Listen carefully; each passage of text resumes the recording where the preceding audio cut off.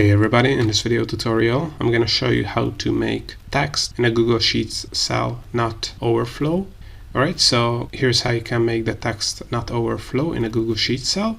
So as you can see, we have this project management sheet, and in this project management sheet we have this project management table, basically title here, and the cell text overflows here because it overflows into the next cell, as you can see here.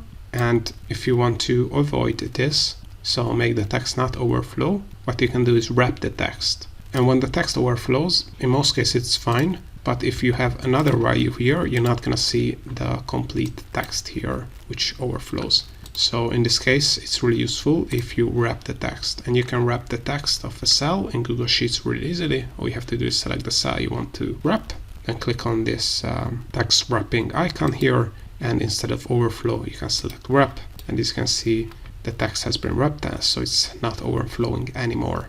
If you do not see the icon here, you can also click on format and wrapping. So all in all, this is how you can make the text not overflow in a Google Sheets cell.